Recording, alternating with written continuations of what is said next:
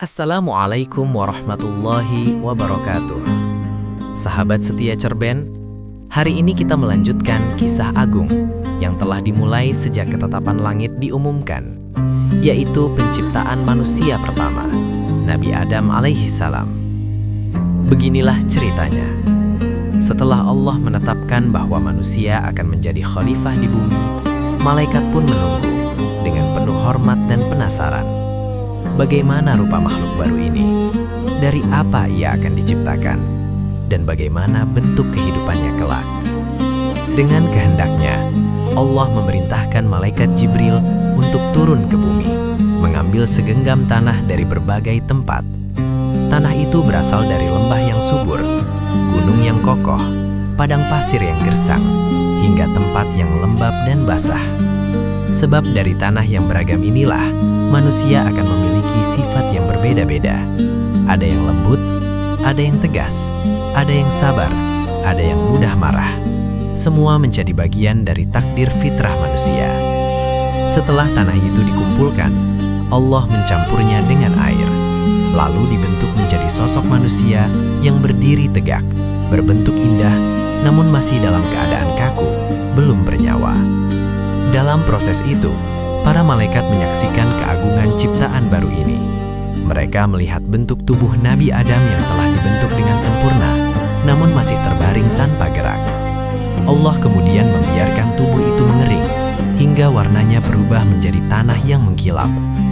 Para malaikat yang melihatnya, sebagian merasa takjub, dan sebagian lagi merasa khawatir, sebab mereka telah mengetahui bahwa makhluk ini akan mendapat ujian berat. Setelah itu, Allah menghembuskan ruhnya ke dalam jasad Nabi Adam. Proses ini berlangsung dengan penuh keagungan. Ketika ruh itu memasuki kepala, Adam pun mulai dapat melihat. Ia memandang sekelilingnya, melihat para malaikat yang berbaris memandangnya. Ketika ruh masuk ke dadanya, Adam mulai dapat bernafas dan merasakan kehidupan untuk pertama kalinya. Saat ruh mengalir ke seluruh tubuhnya, Adam pun hidup sebagai manusia yang sempurna, dengan akal, perasaan, dan amanah. Ia mencoba berdiri, namun karena baru saja hidup, kakinya terasa lemah. Lalu ia mengangkat kedua tangannya ke langit, seakan memahami bahwa dirinya adalah ciptaan baru yang memiliki hubungan langsung dengan Tuhannya. Melihat kejadian itu, Allah memerintahkan para malaikat untuk sujud sebagai bentuk penghormatan atas kemuliaan ilmu dan ruh yang diberikan kepada Adam. Maka seluruh malaikat bersujud, taat dan tunduk kepada perintah Allah. Namun iblis menolak. Kesombongan dalam dirinya membuatnya merasa lebih mulia karena ia diciptakan dari api, sedangkan Adam dari tanah. Penolakannya ini menjadi awal mula permusuhan antara manusia dan iblis yang akan berlangsung hingga hari kiamat. Setelah itu, Allah mengajarkan kepada Adam nama-nama seluruh benda dan makhluk, ilmu yang tidak diberikan kepada malaikat.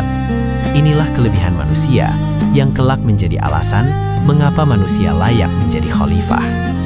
Allah kemudian memanggil para malaikat dan menanyakan kepada mereka nama-nama yang telah diajarkan kepada Adam. Malaikat menjawab dengan penuh tawadhu, "Maha suci Engkau, kami tidak mengetahui apapun kecuali apa yang Engkau ajarkan kepada kami." Lalu Allah memerintahkan Adam untuk menyebutkan nama-nama itu, dan Adam pun menyebutkannya dengan fasih.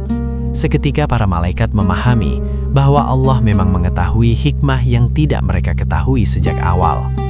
Setelah Nabi Adam diberi ilmu, Allah menempatkan Adam di surga, tempat yang penuh nikmat dan ketenangan. Di sanalah Adam merasakan kedamaian, namun ia belum merasa sempurna karena ia hidup sendirian. Maka Allah menciptakan Hawa dari salah satu tulang rusuk Adam sebagai pasangan, penenang hati, dan pendamping hidup. Ketika Adam terbangun, dia melihat Hawa yang berdiri dengan cahaya lembut. Ia bertanya, "Siapakah engkau?"